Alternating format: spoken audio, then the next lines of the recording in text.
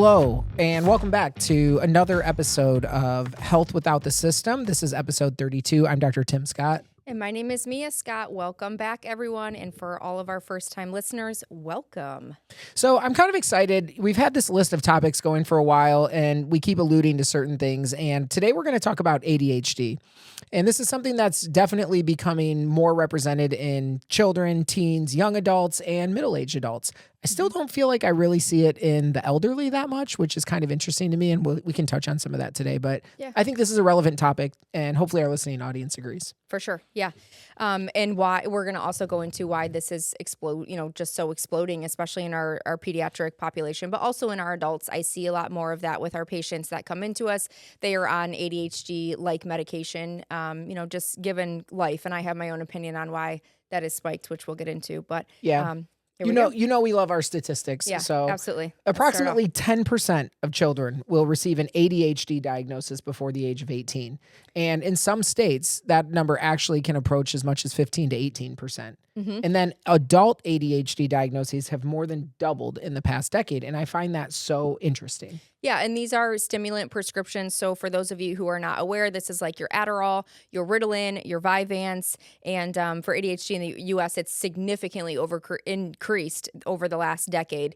We're dispensing about 60 or up to 60% more since 2012. So that's a huge 2012. Sorry, my gosh, you can probably diagnose me with that right now. But anyway, that's a huge increase, over 60% of an increase since then, and rates are highest in adolescence, especially in the early teenage years. That's where I think that we really see it. Of course, in the school, when children are, quote unquote, misbehaving, they get slapped with that label of ADHD, which we'll get into. But nonetheless, these rates are sky high. Yeah, the middle-aged adults are where I really feel like I'm seeing the surge too. Maybe that's because we're at that point in our life, but age 25 to 44. And yes, it is partially due to expanded recognition and diagnosis, but there's some other factors, and we're going to talk about that. Yeah. So I think the obvious question is here, are human brains suddenly breaking at some record speed like teenagers and young adults? Or are we labeling, medicating, managing behavior instead of addressing root causes? And I think you know where we're going to lean on that. But. For sure. And I just want to start this episode by saying, listen, we are not here to invalidate your diagnosis of ADHD. We're not here saying that ADHD is not real. We're not saying that at all. What this episode is going to be about is more of why diagnoses are at a rapid incline, why medication has become the main, first line treatment is just jump to a medication, what ADHD actually is and actually what it isn't, and why kids, adults, hormones, food, sleep, environment, epigenetics, all the things in modern life really, really matter. And of course, we have to take a functional spin to this and why functional medicine sees that conventional medicine will often ignore some of these things. So. Yeah, I think if we're going to label millions of people, especially kids, with this ADHD or this diagnosis, we better be pretty sure we understand why we're doing that. And I think the goal of this podcast, like you said, it's not to invalidate ADHD or anybody who's having this diagnosis. It's to do what we do with everything. Let's look back at the root cause instead of just accepting this diagnosis and this pill for treatment. Maybe there's a better way. Yep, because once again, these are stimulants. They can be addictive and you can be dependent on them. And so our first line approach for this is never just jump to a stimulant. You have to look at all of the things that we can address in life first. And right, there's pros and cons, right? Like medicine has probably been beneficial to millions of people and it may continue to be. But if you could stay on the lowest dose as possible with that, or maybe get off, maybe you use it as a crutch while you make some changes we talk about. I think that's our ultimate goal, is to not just look at a one size fits all approach of medication. It's like, how can we address the whole person? So without further ado, let's get into it. Mia, what is ADHD? Yeah, that's a good point. Let's start with the definition. So ADHD is a neurodevelopmental condition where basically you can have impaired executive functioning. You can have dysregulated dopamine and norepinephrine signaling, which is important. We'll get to that. Difficulty with attention regulation, impulse control. You can have a lack thereof, and basically you're a decrease in working memory and things of that nature. So slowing it down for a second, it's a neurodevelopmental condition. It's impaired executive function. So think of those high, gross motor tasks, but also the fine tasks that are involved in kids and adult life. It's dysregulated dopamine and norepinephrine signaling. So now we're talking about neurotransmitters. So there's actual chemicals in the brain. And then, like you said, difficulty with attention regulation, impulse control, and working memory. So everything we need to be what you would call a functioning human being in society. And while those things look different at every age group, they exist at every age group. And the ability to, function within what's considered normal is obviously critical.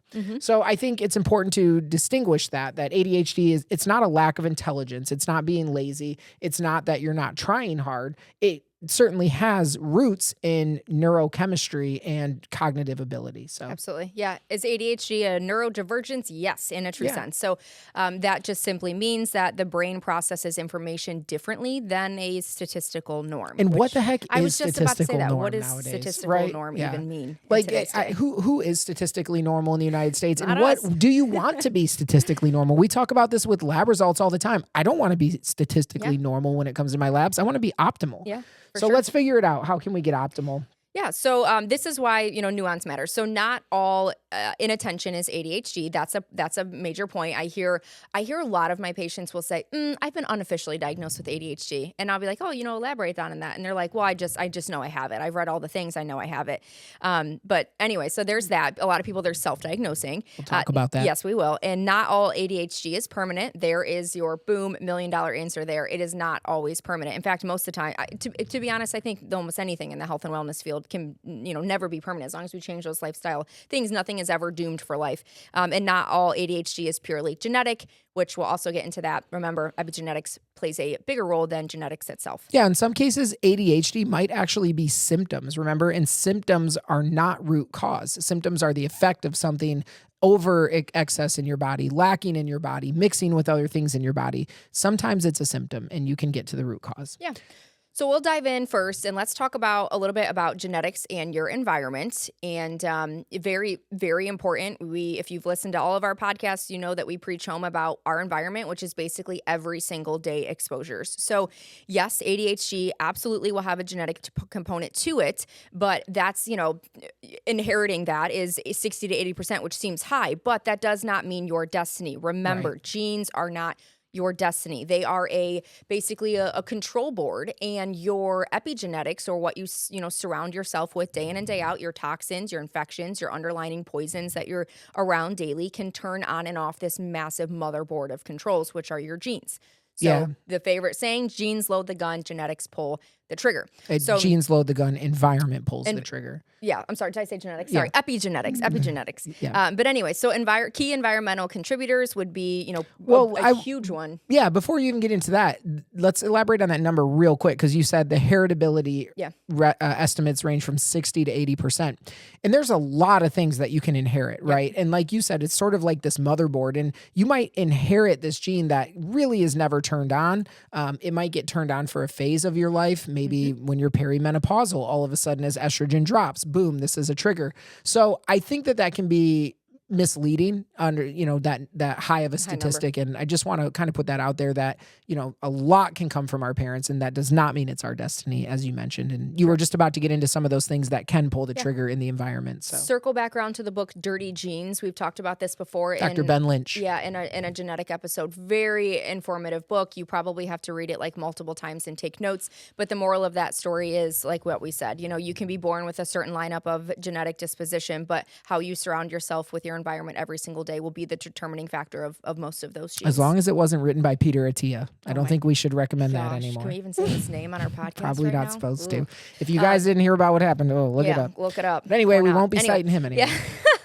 Okay. So like I said, key environmental, prenatal stress, and or poor maternal nutrition. How many times have we talked about this, right? Huge. It can start before your life. Before you can even control. You're like, thanks, Mom. Yeah, you're not even out of the womb yet, and you're already being predisposed. Blasted with these by genetics. your environment. This isn't even your genetics in the womb. Yeah, so anyway. and we should do an entire podcast on how even prenatally, like you in the womb, what your mom is doing, what your mom is eating, your mom's gut microbiome, your your mom's vaginal microbiome, it makes an impact on your life. And that's I'm adding it to the list should. as you say that. I haven't thought of that, but that's a great It's a episode. great podcast Yeah. to talk about. Okay. right. Early childhood trauma. Yes, we know childhood trauma is one of the things that is really hard to break through when patients aren't healing. And, there's so much behind this. Am I a trauma specialist? Absolutely not. Do I think that there's a time and place for that to get taken care of? Absolutely. And you can, remain in this high inflammatory and chronic state. It can affect not only inflammation, but microbiome. Yep. Again, neurodevelopment, neurotransmitters. Cortisol, And I heard something the other day that I might have heard it before, but someone mentioned big T and little t, big trauma and little trauma. And I didn't often think of that. You just say childhood trauma or whatever, but there are more micro traumas and then of course major traumas, and even the micro traumas can add up. So it's just an interesting thought. And that's not just and I just want to clear this up here, because people who've never experienced that are like, oh, it's just mental. Your cells can literally hold negative energy, and there's so much research on these childhood traumas. I think it's the book The Body Keeps Score, I think, if I'm saying that right. But anyway, nonetheless, it's at a cellular level that your body can store these negative energy from past trauma. So moral of that story, if that's not taken care of, that's first and foremost to kind of work through those things to heal, especially if you're in a state where you feel like I can't figure out what's wrong, or you're chronically ill and you're doing everything right. Though that's something to definitely dabble into. Sleep deprivation, we talk about this a lot. Sleep is way underrated. You absolutely need your sleep. It's how your body detoxifies. It's how your body, cleans your cells, restores your brain, gets rid of the toxic waste, resets. And if you are in a sleep deprived state, you can have a chronic inflammation, and then all these disease processes, neurotransmitters not firing right. The list goes on and on. This is why night shift workers have a decreased lifespan. Yeah, throwback episode 20. Check it out. We talked about sleep quite a bit. And it's also important to note that sleep, it doesn't just affect you that night. I mean, that carries over to multiple Days. nights. So that disruptive pattern is probably what's most important. Yeah. So look at it on our Oura Ring and our Whoop Band. If we have one bad night of sleep, it takes a good 3 to 4 days to recover from that. And we can use that by tracking our data. So once again, it's multifactorial. Prenatal stress, early childhood trauma, you mentioned sleep deprivation, ultra-processed food. I mean, this is part of that discussion that we have every day. Food goes in your body all day, every day. And if you're not making the right choices, if you're choosing the seed oils, the processed food, the additives, the anti-caking agents, binders, all of the things we talk about, it's going to have an effect, like she mentioned, on your cells, on your microbiome, on your entire body. So you have to consider that. And then chronic inflammation, once again, at the root cause of all disease processes, most likely lies some type of inflammation. Endocrine disruptors, that was 2 episodes ago. That can absolutely have an impact on some of this ADHD things. Neurotransmitters, cellular function, metabolism, all of it. And then constant dopamine overstimulation is another big one. Screen time. And that applies to kiddos and but adults too. Think how much time we spend on our screens, and unfortunately we're glued to our electronics due to work, but same thing. I mean, that's how you unwind. You lay in bed and you find, I have this album saved on my phone that's literally called Recipes I'll Never Make, because every night I'll get on my phone, I'll wind down, I'll save some healthy recipes for the kids, never have time to make them, but I'm always on my screen too, and I'm guilty of that as well. But you'll find yourself, once you put your phone down, it's like you're wired but tired. Like you want to go to bed, but you're overstimulated and overexhausted. Yeah. And and so screens. I think, we went over some of this and we'll keep going into it, but I think it's important to know, people saying, why is this so prevalent now? Why is it so prevalent now? Well, our human DNA didn't change in the last 20 years. I mean, it takes hundreds of thousands of years. You have a stink bug on your mic. Oh, wonderful. Right by my face. Oh my God. Oh my gosh. Right. Well, for those of you who don't know, we live on a farm and we get these darn stink bugs in the winter, and there was one literally on probably going to crawl into my mouth. Anyway, human DNA didn't change in the last 20 years, but what did is the environment. Look how quick our world changes. And it's so weird to think. I graduated high school in 2002. That was 24 years ago. And it is so weird to think how much the world has changed. We'll see movies from then and you'll be like, is this from the 1940s? So that's just one aspect. We see movies now and we're discouraged. So our environment has drastically changed, and that's part of the prevalence. So these genes are in us, the gun is loaded, and we are pulling the trigger every day. Okay, so there's some of the things. Now, why don't we dive into why ADHD diagnoses are exploding? Yeah. So again, we just talked about, the environment that's changing around us. And just a quick recap using a little bit of statistics here. In the late 90s, about 6% of U.S. children were diagnosed with ADHD. So that seems like a relatively small number. By 2015, so let's call that approximately 20 some years later, that prevalence rose to 10.2%, which is almost doubled. And that's just over about 18 to 20 years. The most recent data from 2022 shows that about 12% of children aged 5 to 17 have been diagnosed, and that's roughly 1 in 8 kids. And that's about 1 million additional children diagnosed between the years 2016 and 22. That's a pretty large increase over that span. So again, you have to ask the question, where is that coming from? Now with adults, the prevalence estimates are around 6%, which is about 15 million adults in the US today. And roughly half of them were diagnosed for the first time in adulthood, which is a huge number. And I don't have the old data to compare that to, but I have to think in the 90s, that number would have been negligible. I mean, adults being diagnosed with ADHD. I totally So agree. that's just the background, and now the why. You Yep. know, where are we at? Diagnostic bar is low. So so many people say that we're better at diagnosing it than we used to be, and but it was, so to speak, always there. I have my own theory on that, and the way that our lives run now compared to what they used to be. But So what you're saying is the diagnostic bar is low. So the ability for someone to be diagnosed with ADHD is very low now. And that is certainly going to increase the amount of people. Now, why is that happening? And is it a good or bad thing? Well, in my opinion, the diagnostic bar is a little bit too low right now. And I agree. like we're going to go through some of this, but some of these other neurodivergences or, environmental triggers that are showing up as a symptom that's similar to ADHD are actually the root cause. And this could be, something that is being misdiagnosed. So why is the diagnostic bar so low? Why is it so easy to achieve a diagnosis of ADHD? And why can this lead to errors? And just to give you a quick example, I had one of my friends, and just out of curiosity, I was like, how, because one of my friends was on this, and I'm like, what was that process? It was like a 10-minute phone call on an online site, and she basically said that she was having a difficulty concentrating during school. Boom, script for a stimulant. And it's like, what? Like, that is it? Yeah. They literally just asked you, like, what's your issue, and she documented it, and that's it? she is having difficulty concentrating is our Right. point. Like we're not No, pushing we're that not to the pushing side that, yet. but we're saying like that's very easy. That's a to low get. diagnostic and bar. that's what I want. That was the whole point of that story, Yeah. to show you that that's exactly what that meant.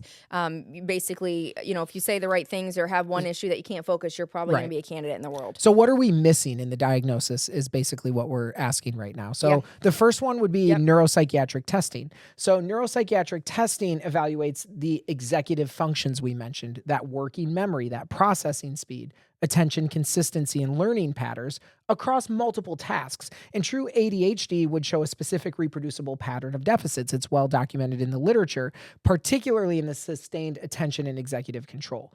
So the neuropsychiatric testing, what that can rule out, so instead of ADHD, is it rules out learning disabilities like dyslexia, processing speed disorders, anxiety-driven inattention, or depression-related cognitive slowing. So basically, these different underlying neurodevelopmental disorders. Without this, performance issues get mislabeled as ADHD instead of being accurately diagnosed. So category 1 would be performance issues that are mislabeled as ADHD. Yeah. Another thing is that they never do any sleep evaluation. Well, we shouldn't say never, but correct. in In the basic, yeah. I mean, you're first starting off, never say never, but it's usually not the first line thing that they're doing here. So no sleep evaluation. Sleep deprivation produces identical symptoms to ADHD, like we talked about. So poor focus, and your impulses, emotional dysregulation, and especially that hyperactivity in children. I don't know about you, but my kids, when they don't get sleep, they are little demons, and it shows. And then tried sending them to school for the teachers to report the same thing. So that matters. Yeah, and that could help you rule out the chronic sleep deprivations, but obstructive But in sleep adult, apnea. so adults Right. would be obstructive sleep apnea. Restless leg syndrome is a big one. Circadian rhythm disorders, which then can lead you back to the adrenals. Yeah. And also hyperactivity in kids. Like the screen time. Like, does anybody sit to ask, okay, how many hours is your child doing the tablet? How many hours are you doing the tablet or your phone before bed? So that is that's a big one. A tired brain looks a lot like an ADHD brain, but medications won't fix a lack of sleep. Yep. A tired brain can mimic a wired brain. So Tired and neuropsych wired. testing, sleep evaluation, and here's a big one for you, nutrition assessment, right? Like why drives are me we not nuts. doing full nutrition assessments on anyone we think might have ADHD? Looking at their macronutrient balance, looking at their macronutrient insufficiency or sufficiency, blood sugar stability, asking them, are you eating processed food? Are you eating enough protein? What are they eating? A lot of inflammatory foods that can, really upset the brain. Like those things matter. Agreed. And one of the key neurotransmitters when you're discussing ADHD is dopamine. And dopamine synthesis and regulation, requires adequate protein, iron, zinc, magnesium, all of these little macro micronutrients that we need in our diet. These things matter. Omega-3 fatty acids, these help stabilize your glucose availability. All of this matters. Yep. So by doing that, then you can rule out, okay, is this a reactive hypoglycemia, which we have seen before? Is this an iron deficiency without anemia? That can mimic the same thing. Are you lacking some omega-3s, given the world that we live in where, Omega-3s are in dominant? every cell of our body, and when your body needs to reach for one of those fatty acids, you want those omega-3s to be there instead of those inflammatory omega-6s. Yeah. And real quick, you mentioned reactive hypoglycemia. We have a friend of ours who's sharing her story on Facebook right now, how reactive hypoglycemia is absolutely ruining her life right now. Now, it's probably not in isolation. Sure. She's got a couple things going on with it. But the point is, you might hear some of these words on our podcast, and if you're not in the medical community, it might not mean much to you, but these are real things, and they're out there, and they play a factor in people's lives. And they affect multi-organs. I mean, I think she's been to cardiology, neurology, endocrinology, PCP, now endo. So it's just saying, trust me when we say, that one organ can be or that one issue can be responsible for a systemic effect on so many multi-organ And if systems. you don't look for it, you don't know it's there. You know, if you just do the 10-minute call and they say, I can't concentrate, and you say ADHD and write the script, you haven't done anything to fix the problem. And the one thing that I always preach to my patients is you will feel significantly better if we can stabilize your blood sugar. I just made a post on this as well. If your blood sugar is dragster, up, down, instead of a nice smooth wave with the little spikes here and there, but your body, adjusts. It's not these massive spikes and crashes, because remember, what goes up must come down. And when you don't have a regulated glucose, you can feel like crap. You can't focus. You have, these bouts of stimulation, and then all of a sudden you'll crash and you're like, I can't remember what I'm doing. Those are the things that people don't even look to assess. Glucose really matters. Yeah, and we didn't even mention really seed oils, dyes, and other preservatives that can all interact with each other. Not to mention, we've talked about grass, generally recognized as safe, with all these ingredients that nobody has any idea what they do. So all of the processed food diet can obviously play a role. Yeah. And then, as I touched on earlier, we don't typically screen for the trauma screening. So trauma screening will evaluate that chronic stress exposure. Remember, you might not think that you're holding on to something, but digging back to see if there's something that was traumatic back then, your body keeps score, those types of things that you can hold on to. It can have a nervous system dysregulation, all the things.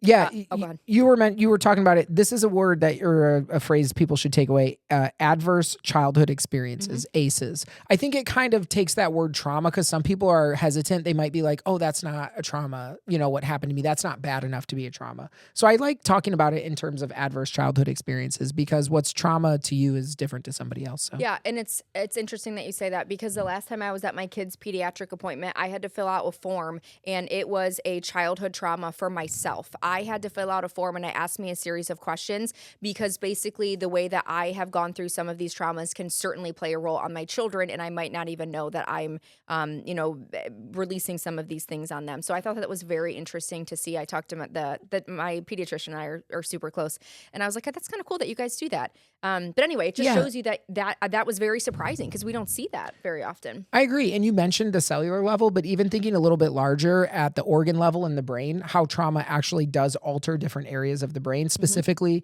your prefrontal cortex, which is decision-making, problem-solving, planning, and expression. And think about that when you've seen, especially, 10, 15 years ago, when we were seeing a higher bar for diagnosis of ADHD, and you did see that reproducible pattern, and you could see some of those problem-solving issues, planning issues, expression issues in some of these children. I think it kind of shows you that difference versus the ADHD now today when you don't see that. And another thing trauma can affect is your amygdala, which is your emotions, fear, anxiety, and aggression. Yeah. So think about how this signaling can be swinging high and low. Then you have some aggressive aggression outbursts and things like that. So it's just crazy how your brain... When the amygdala is off, when the prefrontal cortex is off, it can show up in ways like hypervigilance, distractibility, impulsivity, and emotional outbursts. And these are some of the classic diagnoses. Yeah. So very interesting in me. Yeah. Another thing that they don't review typically is no metabolic or hormone review. which is obviously our Obvious. specialty. Important, yeah. So, Metabolic and Hormone Review evaluates blood sugar regulation, thyroid dysfunction, cortisol patterns, sex hormones, and just overall metabolic health. And obviously, we tell this till we're blue in the face. Your metabolism is your life. Without good metabolic health, everything else will start to go downhill A lot of people don't realize that the brain is one of the most metabolically demanding organs in the body. So fluctuations in glucose, cortisol, thyroid hormone, estrogen, or testosterone can all affect this down at the microscopic level. So Yeah, it's pay it's very attention to our important. Your- testosterone episode last podcast. It's our neurosteroid, and without these, and when things are dysregulated, they can significantly impact what's going on in your brain for those signals. Yeah, and by doing these metabolic or hormone reviews, and you could figure out that instead of having this true ADHD neurodivergent issue, you maybe have an insulin resistance issue, or like we said, reactive hypoglycemia, thyroid, subclinical thyroid, adrenal axis issues, estrogen decline. We've mentioned perimenopause, postpartum states, what shows up at that time, and then low testosterone. So many metabolically and hormonally active causes for symptoms similar to ADHD. Now, the point of all of that massive checklist that we just rambled off is basically they don't ask questions. You can get a 10-minute visit and you can get a lifelong label with some of these stimulants. And this medication becomes a shortcut. The root cause goes untreated, which is what, drives us insane. And it's based on behavior, not what's going on biologically. And so, once again, this is not to shame people who have ADHD. This is to question and say, listen, do any of these other things apply in my life? Do I really need a potential lifelong stimulant, which does not come without potential harm lifelong, versus looking at some of these other root causes, which can majorly protect your lifelong? Testosterone level, thyroid, metabolic, sleep, brain health, heart health. Like, we want to make sure that if you're having some of these issues, you're exhausting all options, because the latter is being on a stimulant potentially for a very long time, or looking at things that you can help and then prevent issues, prevent disease, prolong life. And that's, I agree. That's my passion. So moving on, we are currently in the category of discussing why these diagnostic numbers of ADHD cases are exploding. We just talked about many reasons why we think the diagnostic bar might be a little bit too low. The second reason we're going to talk about is schools. And, this might hit home for a lot of people, and some people might not have thought about this. So I think it's a cool topic to talk about on this podcast today. But if you look at it, if you get down to brass tacks here, schools are not built around human biology, right? Schools were kind of built around this traditional system. And they've evolved into what they are today, which sometimes feels like just a free babysitter. Yeah, right. No kidding. So let's talk about that. Kids are expected to, number one, sit mostly still for 6 to 7 hours and suppress their movement. By doing this, or by suppressing this, if they were to move, movement increases dopamine, it increases norepinephrine, it increases brain-derived neurotropic factor, or BDNF, which ironically does the same thing as these neurotransmitters targeted by the same very stimulants that they might get prescribed with some of these issues. So, and this is, I don't think it's any news if you guys know me by now. I'm not really a fan of the traditional school system. I don't think these kids should sit here all day like a 40-hour work week and expect to do well. And like we said, when kids are forced to sit there for 6 to 7 hours a day, your dopamine can drop, your cortisol can fluctuate or arouse, and their attention span can get significantly worse, and then they look like a terrible, misbehaved child who's throwing temper tantrums, who might have ADHD, who needs to see a provider or a counselor, because their brains are understimulated and their biology is just not happening in a natural way. Yeah, they're getting talked at too much without enough movement, and movement incorporates into learning way more than I think we give attention for. So these kids look inattentive because their brain is screaming, I need different signals here, and the neurotransmitters are kind of going off in an improper way. So we medicate kids to replace the neurotransmitters that movement would otherwise provide for free, which is kind of interesting. It is. And go ahead. I was just going to kind of move on. So for many children, especially boys. Typically boys. More often. I wouldn't say typically. It's more often than boys. Females. Yeah, that's how movement is how they regulate the nervous system. Yep. So fidgeting, shifting, standing, pacing, it actually improves the working memory, and it enhances their emotional regulation. It builds the proper neurotransmitter connections.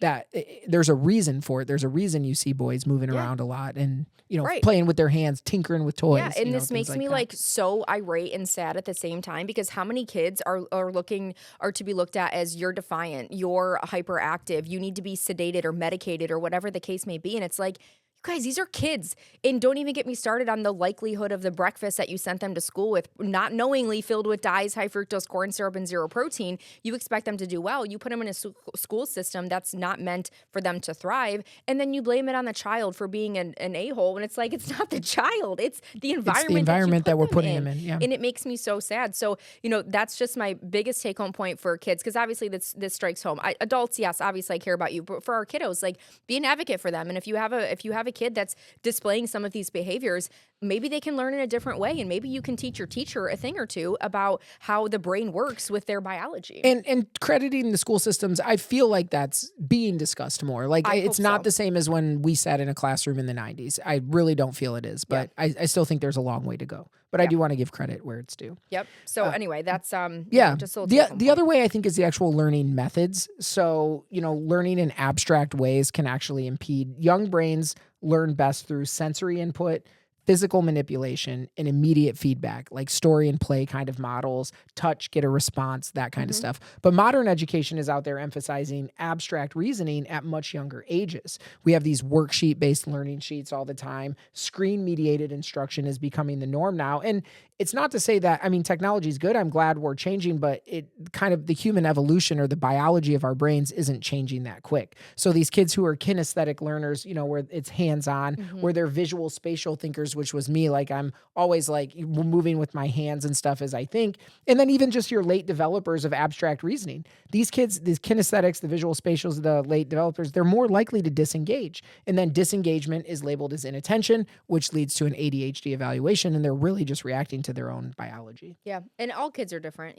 like our son, like he's definitely a hands-on person. My dad, we had our heater last episode. Remember how we were freezing? My dad came over and was working on our heater, and my son, he went and got he has his own toolkit. He filled it up with all of his screwdrivers, and he's like, I'm gonna go help Papa. Like he's a hands-on. He has to be doing something to learn, and all kids can be different. So, take that in consideration. Your kid will show you how they like to learn based on how they like to learn. Just listen to them. And one last thing, we'll touch on this real quick, and I think this applies to adults too. Is everybody is expected to perform under constant evaluation nowadays, and a stressed brain can't really demonstrate attention very well, even when the capability is there. When you're constantly worried about your performance, maybe it's your grades, maybe it's your KPIs at your job, whatever it is. Like every thought revolves around that, and it can definitely inhibit your ability to cognitively function. So that's kind of sucks too, that the world, it just is what it is now. It is. And which leads me to our next point of why I think that the social media has basically normalized this self-diagnosis. Cause I truly do see it a lot in my practice. ADHD content is everywhere. And, some of it is helpful. Absolutely. It can help you, raise awareness and start some conversations, make you think about some things that you may or may not need to change in your life. And a lot of it's not just pure junk, but some of that, it does have to sit down and say, okay, do I really need to go down this path? Do I need to speak with a provider about this? Am I doing everything right? It does need a medical diagnosis, or at least should. And I don't think we do a good enough job for how easy it is to get some of these things. Yeah, no, I agree. And that's, number 3 that we're talking about on why the diagnoses are exploding, because people relate to a TikTok, someone who says, I had this and this, I have ADHD. Well, you have no idea how they were diagnosed. They might have been diagnosed from a checklist in a 10-minute call. Now, all of a sudden, you relate to that person and you say, oh gosh, I have ADHD. Relating to a social media video does not equal a medical diagnosis. And with that being said, taking that one step further, not all medical diagnoses are created equal. Very few people out there are going to be taking the steps that we're talking about today. And I encourage you, if you're listening to this podcast, you are probably trying to get more knowledge so you have more power over your own health. And if ADHD or attention or whatever these things are something you're struggling with, I encourage you to go find somebody who's going to take you through the full path and walk you through these, and do it yourself. For some of it, you can look into some of this, your diet, your sleep patterns. I have a Whoop band. Mia has an Aura ring. Yeah. We are doing this ourselves too, and we're learning more about our bodies as we go. Yeah. And it's hard. I get it. Like, I think it's hard for these listeners to see stuff on TikTok, like Tim said, and not immediately want to jump to a platform that offers this very quick and easy. which leads us to our next point that unfortunately pharmaceutical incentives exist. And we see even very easy telemedicine platforms that you can get this medication versus you could literally be sitting on your couch like what we do for a telemedicine platform and get something like, some of these medications. So, but once again, pharmaceutical incentive exists. So let's talk about a little bit about the stimulant medications for ADHD. They actually represent a multi-billion-dollar market. Surprise, surprise. They have an annual sale of about $15 to $20 billion plus in that range. And when you include brand stimulants or generic and the extended release formulation, that's where that number comes from. That's a big chunk of pharmaceutical revenue. Certainly not the biggest, but it's the numbers growing, and pharmaceutical companies recognize that. And of course, there's always going to be, like you said, where there's a will, there's a way to make money. So correct. And once again, this is not to say like, listen, your doctor's corrupt, ADHD is fake, your medication's wrong, you don't need to be taking this. But it does, those incentives will shape some of these providers' behavior,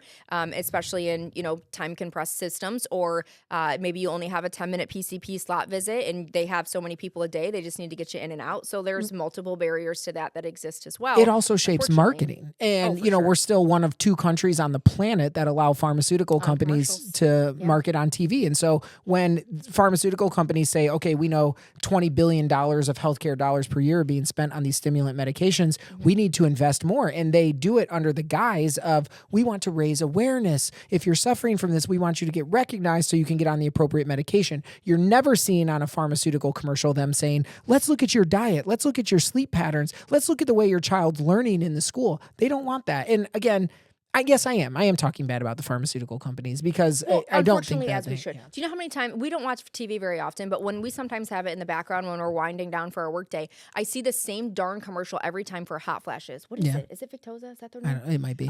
Anyway, so I see, and it's a synthetic thing to suppress hot flashes for females. It's not bioidentical hormones, and they're like, "Stop your hot flashes, feel great," and they're like dancing in the rain and all this stuff, and then it goes through the entire commercials. You could potentially have suicidal ideation, depression, blah blah. And I'm like, what? Why wouldn't we just replace their hormones? Like that's so much more beneficial. Replace the problem, not create a new one. And that commercial drives me nuts because 30 seconds of that commercial is potential side effects. So many issues when it comes to that, and we're not going to rehash all that on this podcast. But same with we have a friend who has gut issues, and instead of anyone getting to the basis of that, they just provided Bentyl, which stops gut cramping, and it's like, okay, you have IBS, and it's like, well, no shit. Well, why do you have IBS? You don't need Bentyl. We need to figure out why you have IBS. Anyway, that's our tangent. So we talked about speed. So medical system is built around quantity, not quality, which sucks. And that is not your doctor's fault. That is the system they live in.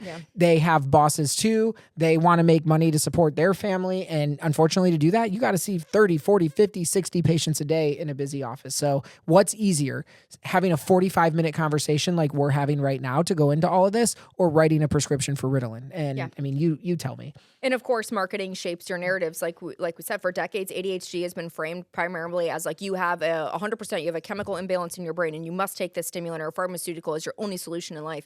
Like they make it seem like we finally found it. Here's your, end all be all. And it's like, that's not really the case. I mean, you can go both ways. Agreed. And then once you're in the loop, you're in the loop. So once you're diagnosed, the refills become very routine, and you might not even be reassessed for years.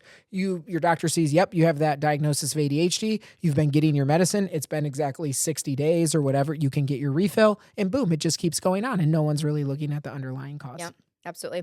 All right, let's jump to kids versus adult ADHD. They are not the same thing. We covered ADHD a little bit, but just to recap, like we said, often driven by neurodevelopment immaturity, sleep deprivation, diet instability. Diet is massive, you guys. If you want your kids to fuel well or fire their neurons well, you have to fuel them well.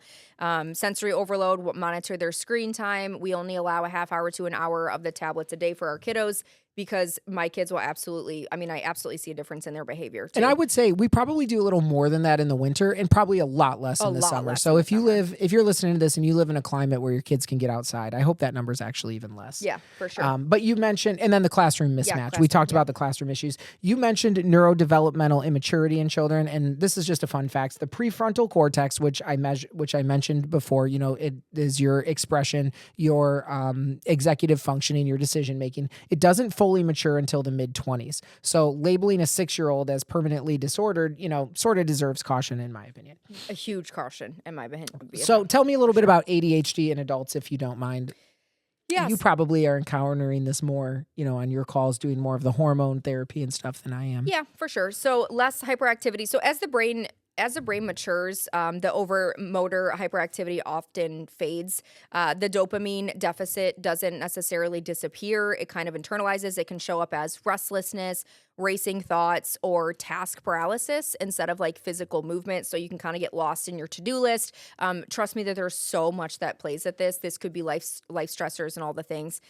Which is huge. I think that a lot of us get so stressed out in the to do. I mean, especially females. No offense to men, but man, do we bear a lot more? I feel like for responsibility. Like I always worry about my kids. I always worry about if they're taken care of. And I feel like when we're on vacation, Tim's like, "What kids?" And I'm like, "I need to Yeah. FaceTime him every second." Like we just bear different roles, and it makes it even harder, especially if we're working full time and have a lot on our plate. So that hyperactivity, unfortunately, is just sometimes lifestyle. Yeah, I think you hit the nail on the head with bearing different roles because as a man, I can say we definitely have a lot of things that we stress about. It might not be the same thing as females.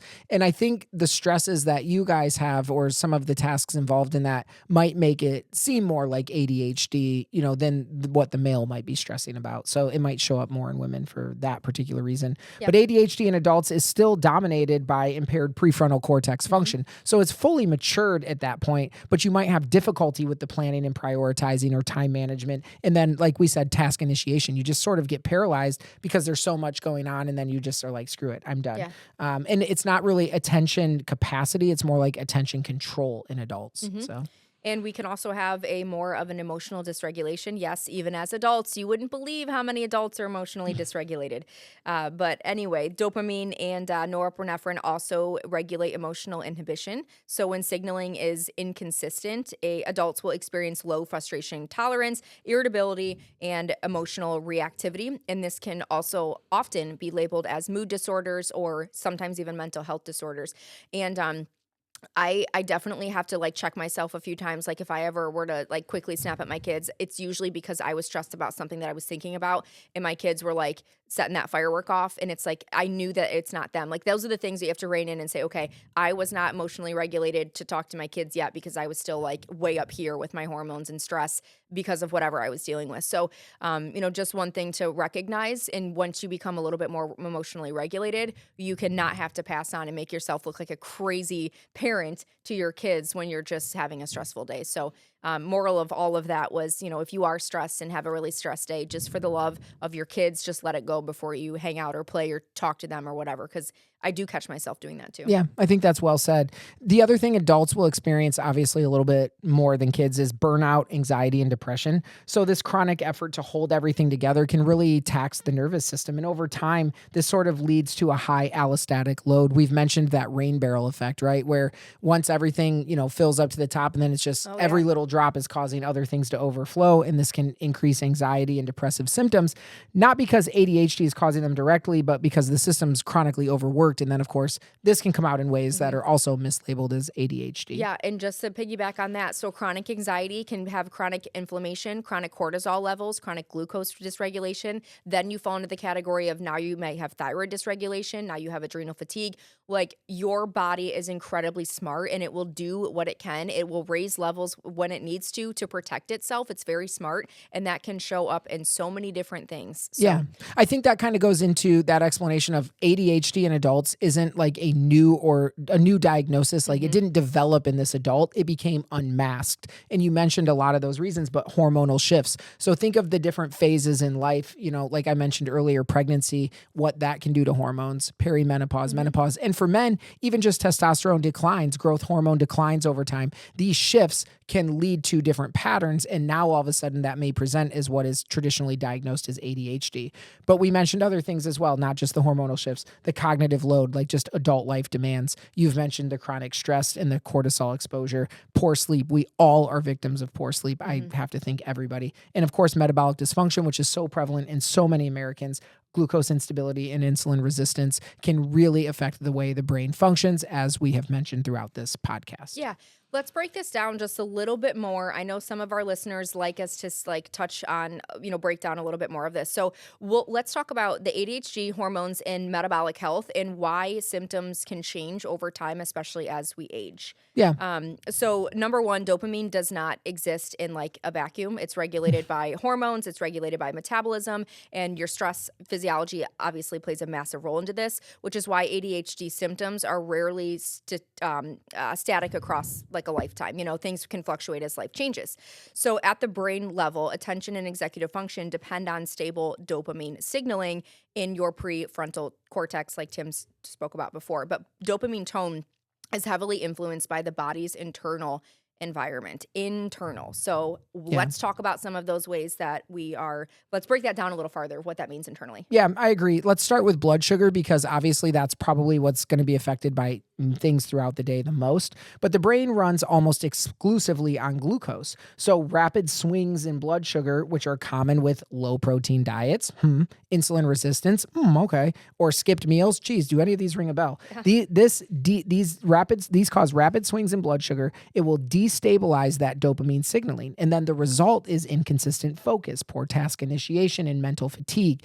This looks like ADHD, but it's a blood sugar problem. Blood sugar regulation is first and foremost. So we started with blood sugar. Now let's talk about cortisol. Chronic stress elevates cortisol. Like I said before, you will hear me say this 1,000 times again, but elevated cortisol will directly suppress your prefrontal cortex activity, which means that worse impulse control, poor working memory, reduced emotional regulation, more short-tempered, all of those things. That's why ADHD symptoms reliably flare during these times of prolonged stress. It's almost a given. You almost feel like super anxious when you're, during these times of stress. Cortisol plays a massive role in that. Yeah. And then, of course, bring in estrogen. Obviously, this is a big hormone, and this enhances dopamine synthesis and dopamine receptor sensitivity. So when estrogen declines, again, we've talked about different reasons why, dopamine signaling becomes less efficient. And that's why many women experience new or worsening ADHD symptoms in their late 30s and 40s, often for the first time. Now, there's also progesterone declining in there, and we're not getting into that one as much, but think you've got dopamine changes, progesterone declining, estrogen changing, right? This is sort of like a recipe for disaster, and it can come out as that. I can't sleep, hot flashes, inability to function, shell of my former self, all the things that we hear. I don't feel myself, my brain isn't right. Then you get an SSRI, don't even get me down that road. But like we talked about testosterone too. So testosterone also plays a massive role. As we mentioned last week, testosterone supports your motivation, your drive, your cognitive endurance in both men and women. Yes, women, if that's a newsflash to you, please go back to the last episode and listen to the testosterone. Incredibly important and very beneficial for women. But low levels are associated with reduced dopaminergic tone, mental fatigue, decreased focus, maybe that you're losing your drive, maybe you're in the middle of a sentence, you can't finish it, you don't know where it went, your thoughts. Remember, it's that brain mental steroid. And this is often labeled as loss of motivation rather than a true neurological or neurochemical change. Agreed. And then we could probably go on all day diving deep down, but let's just touch on thyroid hormone and then we'll kind of move on from there. But the thyroid hormone regulates the cerebral metabolic rate. And I don't think we talk about that one enough. We always are talking about basal metabolic rate, the rate at which your body, uses calories to create energy throughout the day. But there's also a cerebral metabolic rate. We talked about the brain thriving on glucose or, using glucose as its sole source of energy. It has a metabolic rate too, and thyroid hormone regulates that. Mm-hmm. So even subclinical hypothyroidism can reduce neuronal energy production. It can lead to brain fog, slowed processing speed, inattention. Again, this sounds like 100%. ADHD. Yep. So just interesting. We just mentioned a few things there: blood sugar, cortisol, estrogen, testosterone, and thyroid, and it plays a huge role. Yep, multi-system. And the eye-opening statistic, we're all about those, is up to 50% of adults diagnosed with ADHD have at least one untreated, notice I said untreated, metabolic, hormonal, or sleep-related disorder, each capable of independently impairing the executive function, which, Agreed. It's a lot to consider there. Yeah, so what looks like a worsening brain disorder really is a changing hormonal and metabolic landscape exposing a vulnerability that was already there. Yeah. Interesting. Yeah, you can't separate brain health from body health. So when the brain destabilizes, attention will follow.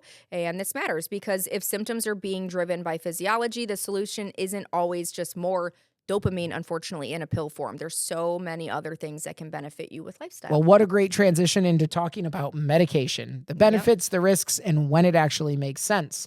So I think this is, the important conversation because, again, medication can be good and there are people this can benefit. Stimulants do work, and that's why they're very popular. They increase dopamine and norepinephrine availability, and the result is improved short-term focus and impulse control.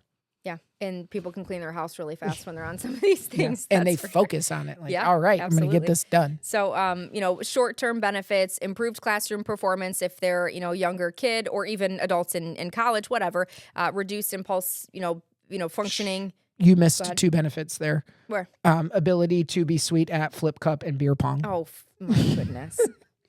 You mentioned the college kids. Are you telling? Yeah.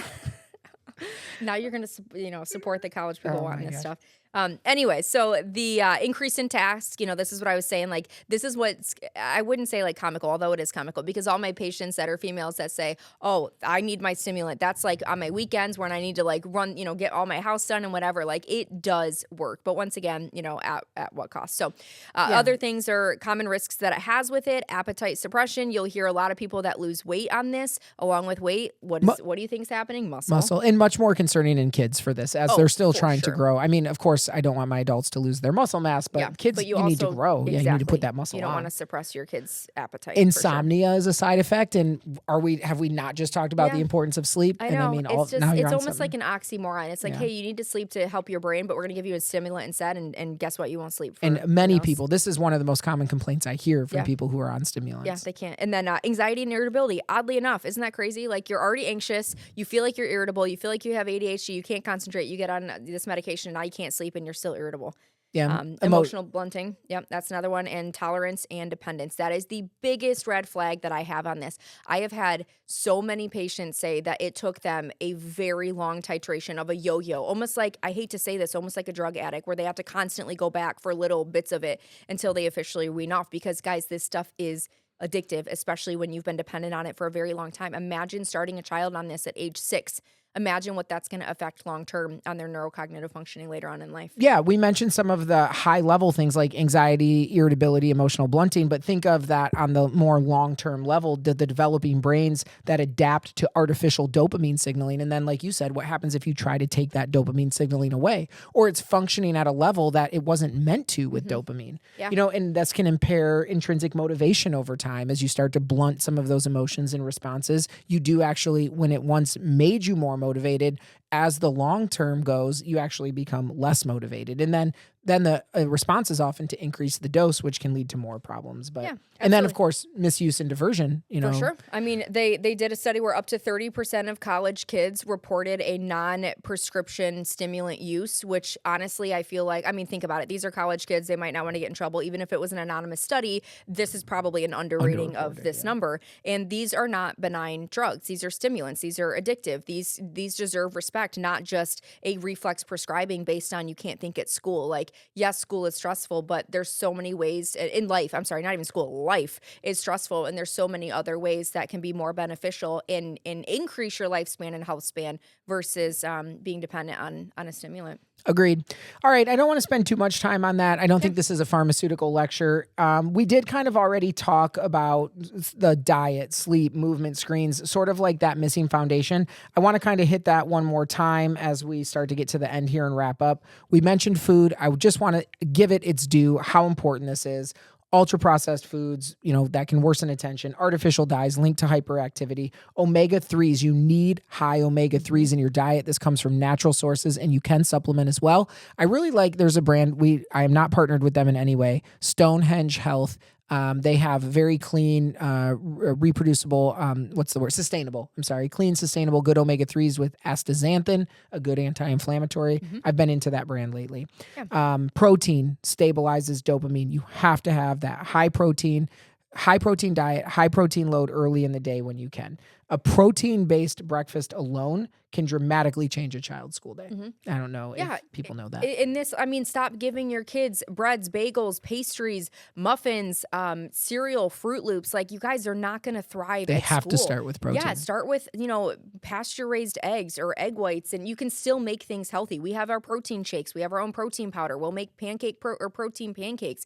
You can do it in a way that kids like it, that is nutrient dense, packs them with protein so they can concentrate, not give them a processed high fructose corn syrup sugar bomb, and which is obviously going to make them want to do cartwheels off the ceiling, and expect them to sit in school to do well. So please, if you don't hear anything from this podcast and your kids are having some issues at school, the very first thing that you need to do is evaluate what they're eating for breakfast, lunch, and dinner. Agreed. Period. Especially breakfast. Start there. Yeah. A protein-based breakfast, if you're going to not remember anything else, remember 3 things. It will stabilize their blood sugar, it will support their dopamine synthesis, and it will reduce stress hormone spikes, cortisol spikes. For many kids, that alone can turn a chaotic morning into a manageable school day. No medicine required. And it doesn't have to be breakfast foods. If your kid will not eat eggs and they only like cereal and they don't like any other breakfast foods, I don't care if they eat a piece of chicken for breakfast. Like, it doesn't have to be an actual breakfast food. Like, if you want them to do well and thrive well, not get in trouble and pay attention and do all the things that we need to do in the system that unfortunately we're set up with, you have to give them the right tools to survive. If not, you're just setting them up for failure and you're blaming it on the kid. Yeah, It's not right. I eat steak and eggs for breakfast most days of the For week. sure, So yeah. a little Yeah. avocado I mean, in my there kids too. will chomp. Lola, she woke up this morning, wanted a bunch of beef sticks. It was actually not even beef sticks, it was organ sticks. So beef liver and heart. Now, granted, do I expect every kid to do that? Absolutely not. But that just shows it doesn't have to be breakfast. The Like, just longer, give them the more protein. you expose them to it, though, that's what they like. sure. That's what they know. Yeah, doesn't even have to be what you like. And that's the biggest thing. Here's a big point for you guys. Parents, even if you don't like foods, the certain foods, buy foods that your kids can try, change their palate at a young age. Just because you don't like something doesn't mean that you shouldn't buy random things for your kids and allow them to try it and build up a palate for them. Because remember, this lifestyle change will get passed on, or this lifestyle will get passed on to your kids. Meaning, if you're eating the standard American diet, your kids are eating the standard American diet, they're set up for success on how you are raising them too. So, bring in all these random foods, even if you don't eat them. Before I ate all these weird meats when my kids were little, they would get bison and all of these weird things. So I'm like, I'm going to, expose your palate to all these things. Don't be afraid to buy things for your kids that you might not necessarily eat. That's okay. They have their own palate and they'll adjust to what they like. Agreed. We mentioned the importance of sleep. I'm not going to hash that more right now. Movement, we didn't talk about that a whole lot. We did mention it with the kids, but just remember, exercise increases dopamine in and of itself. It improves executive function and it enhances mood and impulse control, all just by exercising, all just by moving your muscles. We're huge fans of weight resistance, lift heavy things, but if you can't, just get out and start walking. Get on Amazon and buy a 1 or 2 pound wrist weight and start there. Go up to a chest vest. They have 6, 8, 10, 12 pound versions. Yeah. You can do a lot of things from home. You don't need to join a gym or spend a bunch of money. It doesn't have to be super heavy. I have 2 patients that are not able to lift heavy and they are doing something. It's called senior chair yoga. We found a program for them on YouTube and they are literally doing some yoga with very light weights sitting down in a chair. That is starting somewhere. Like, you, just because you don't think you're going to go out there and become Arnold Schwarzenegger doesn't mean you don't try to attempt to, slowly start to build these things. So if I have 70 and 80-year-old females doing this with a chair and doing chair yoga, it's possible. And we did briefly mention screens, the high dopamine digital content. That's going to screw up the dopamine regulation. And we have tried to tell you throughout this podcast how important dopamine is for this ADHD or lack thereof. Here's another one, red lights. So do red light at night. So all of our kids have a little red light lamp. You can buy red light bulbs and we have... Make sure it's not just the color red. Yes. Make sure that it's the right wavelength. Yes. So, and I don't even know what that is offhand, but it's like a sleep red light wavelength. But we have them on their nightstands and that is their night light, but then they shut that off. So obviously our kids, they don't just go into a dark room and close it. Like, we get it. We don't like to do that as adults. We're not going to like them to do that as kids. So we have all of their red lights on. They have their little wind down. Maybe they have a book in bed. I Googled it. I was going to say 640, but it's 670 nanometers is the best. Well, there you go. So anyway, and then when they're ready to wind down, they can just toggle off that red light and fall asleep. Why this matters is because this isn't so stimulating to their hormones, especially melatonin. As you're winding down, your body will stimulate its natural circadian rhythm, and at nighttime, your melatonin will rise. Therefore, that's where you're getting a little bit sleepy and want to fall asleep. Well, if you have bright lights, specifically, I call them those sterile surgical lights, where they're like, bright beams. If they have those bright lights and they're looking looking at that with their eyes, they will have an automatic decrease in that melatonin and the inability to fall asleep or having more difficulty falling asleep. So I urge you, we don't ever turn on our bedroom light. If we're in our bedroom, it has the red light on it. So I advise you to do that for your kiddos, especially if they have a good 20 plus minutes winding down in their room at night. Make sure it's a calming light for them and good for their eyes so they're not tanking that melatonin before bed. Yes. So I have kind of put together this what we should be doing first checklist. So before you just jump on a medication, and we have gone over a lot of this in the podcast, but these are all a few things with a quick one-liner after it. So I want to say it. This will help with the show notes, any AI notes, and just kind of help you if you're looking for a quick place to start. Mia, do you want to run through that list real quick, or do you want me to do it? It doesn't matter. Okay. I'll run through it and then I'll let you take us home. Okay. All right. Good. So before medication becomes the default, these are some things that we would encourage and ask you to do or talk to your provider if you think you are suffering from ADHD. 1, fix sleep. Sleep restores the brain's ability to focus. No sleep, no executive function. 2, stabilize your blood sugar. A steady brain needs steady glucose, not crashes. Increase protein. Protein builds dopamine, and dopamine drives attention. Number 4, reduce processed food. Less inflammation, fewer attention-wrecking spikes and crashes of glucose and cortisol. Number 5, increase movement. Movement is natural ADHD medication. 6, reduce screen exposure, fewer dopamine hijacks, better focus tolerance. 7, address stress and trauma. Lower cortisol lets the thinking brain come back online. 8, assess nutrient deficiencies. No raw materials, no neurotransmitters. 9, support gut health and inflammation. A calmer gut means a clearer brain. Medication can be adjunctive, but it should rarely be the first or only intervention. Absolutely. So a little bit of balanced truth before we end this. Once again, ADHD is real. It can be real for many, and medication can be life-changing for some.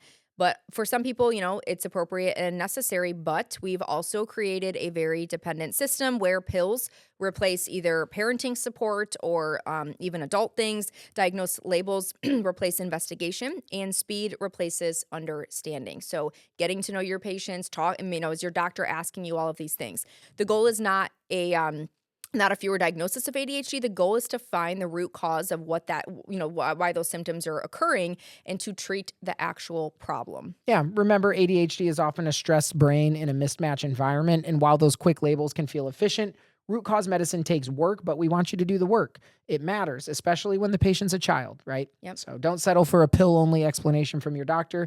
Now you have the ability to ask better questions and expect more. And hopefully this can help you move forward. Yeah. All right. Sounds good, guys. That was a little bit of a longer podcast than normal. Yep. All right. Well, thank you for listening to all of our listeners. I'll get into the legal mumbo jumbo, but if anybody has any positive feedback, you can send us an email at contact us at rixahealth.com. You can check out our website. We have our supplement line launched officially. Use the code LAUNCH15. I think that's only running for a few more days for 15% off. We'll probably do a little extension on that. So let us know if you have any issues with that, and share this with anybody who you might find some benefit from. And thank you for listening, guys. This podcast is for education and conversation. It is not medical advice. It's not a replacement for personalized care, diagnosis, or treatment. Always talk with your own healthcare provider before making changes to your health, medications, or lifestyle. Our goal is to give you better questions, better understanding of disease, and more ownership of your health. Knowledge is power. We'll see you next week. I didn't know you changed our legal mumbo jumbo. I sure did. Thanks, guys.